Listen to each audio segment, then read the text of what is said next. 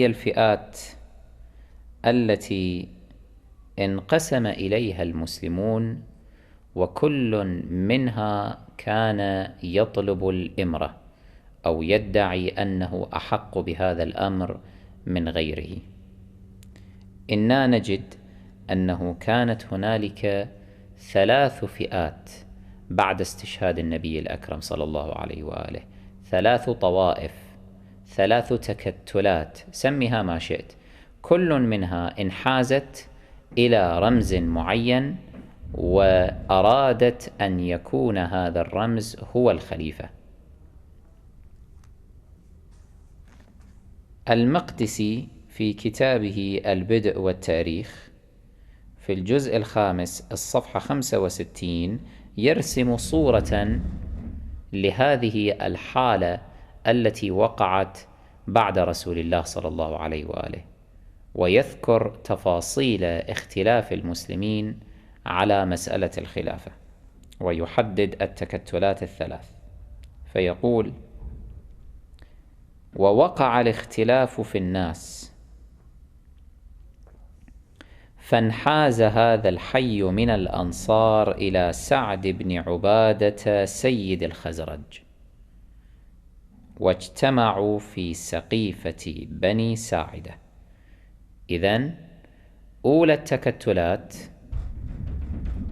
هي تكتل الأنصار، هؤلاء انحازوا، جلهم انحاز إلى سعد بن عبادة سيد الخزرج، واجتمع هؤلاء في سقيفة بني ساعدة أملا في أن يجعلوه أو يعلنوه خليفة على المسلمين. هذه هي الفئة الأولى. الفئة الثانية: وانحاز علي وطلحة والزبير في بيت فاطمة صلوات الله عليها. إذن على حد تعبير المقدسي الذي هو من علماء المخالفين، كان علي بالإضافة إلى طلحة والزبير ومن معهم قد انحازوا في بيت فاطمة الزهراء صلوات الله عليها، وهم اعتبروا أنهم يمثلون الامتداد الطبيعي لرسول الله صلى الله عليه وآله. هذه الفئة الثانية. الفئة الثالثة: وانحاز سائر المهاجرين إلى أبي بكر. إذن الفئة الثالثة كانت فئة سائر المهاجرين، لم يكن من بينهم أنصار، كان جلهم من المهاجرين. هؤلاء انحازوا إلى من؟ إلى أبي بكر، وراموا جعله خليفة.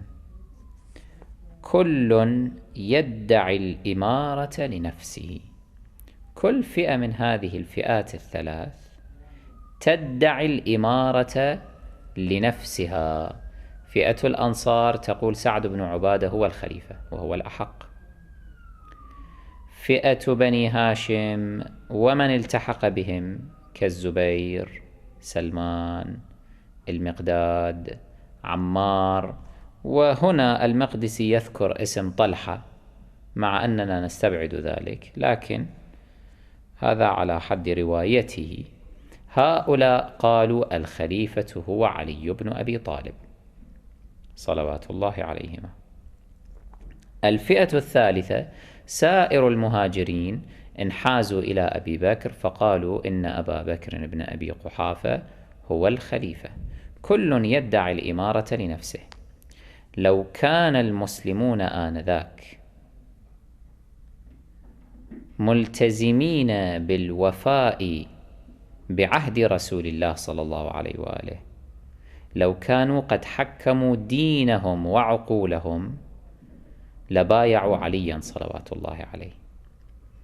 لأنه الإنسان المسلم الآن، لنفترض أنه يعود بنا الزمن إلى الوراء، فأنا أكون في ذلك الموقف وأرى 3 فئات كل منها يدعي الإمارة لنفسه.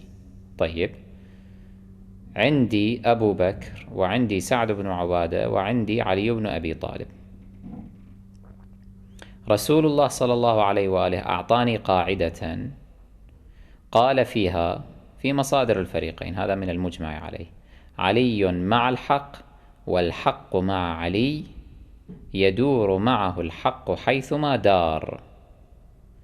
فإذا رسول الله أعطاني هذه القاعدة أن عليا دائما على الحق، ولم يعطني مثل هذه القاعدة بالنسبة إلى سعد بن عبادة أو أبي بكر ابن أبي قحافة.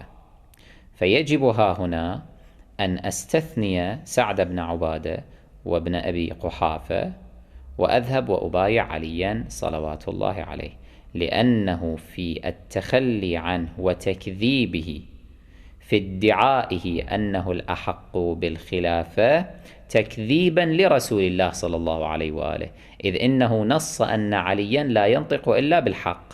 علي مع الحق والحق مع علي، يدور معه الحق حيثما دار.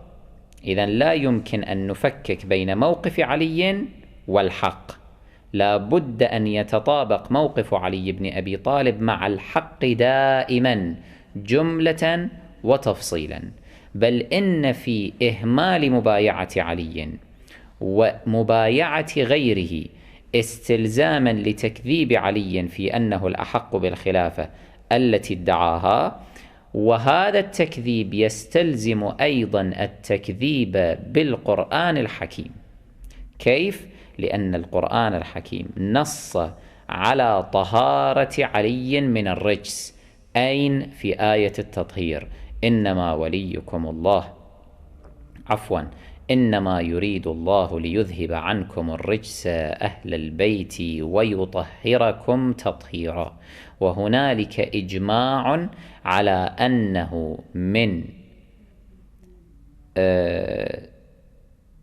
على أن هذه الآية نزلت في 5 أصحاب الكساء، وعلى رأسهم علي بن أبي طالب صلوات الله وسلامه عليهما، فهو مطهر من الرجس، والكذب من الرجس إجماعا.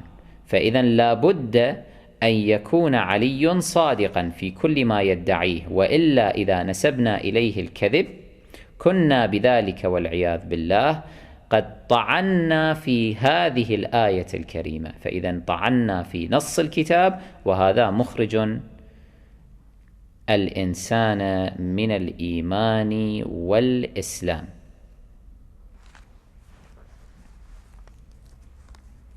وانحاز سائر المهاجرين إلى أبي بكر، كل يدعي الإمارة لنفسه. فجاء المغيرة بن شعبة فقال، قال للفئة الثالثة، هذا الصعلوك، فقال: إن كان لكم بالناس حاجة فأدركوهم.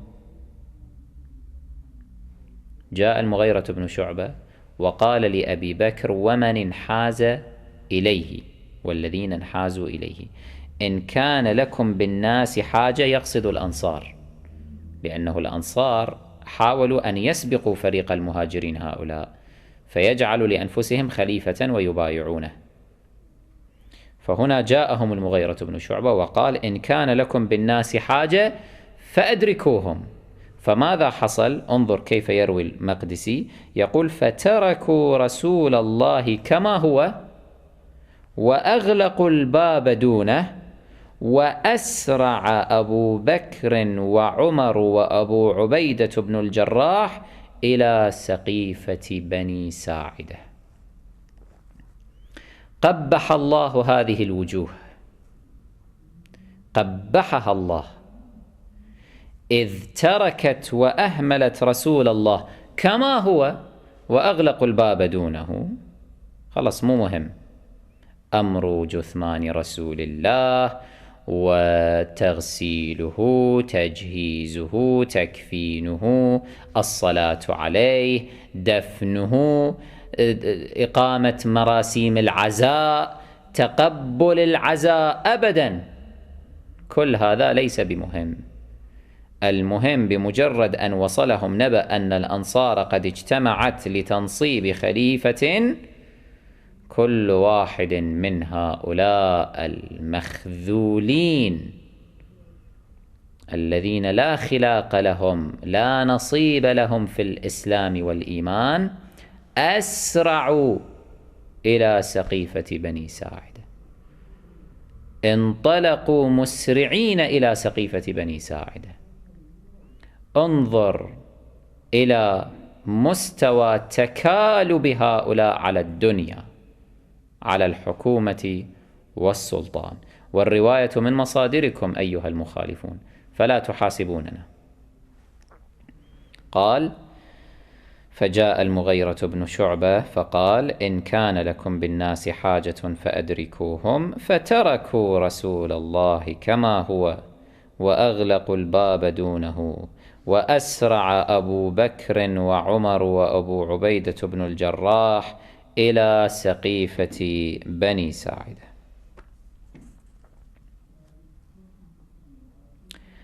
هنا نص آخر أيضا يرسم صورة لهذا الموقف، ذكره البلاذري في أنساب الأشراف في الجزء الثاني الصفحة 264.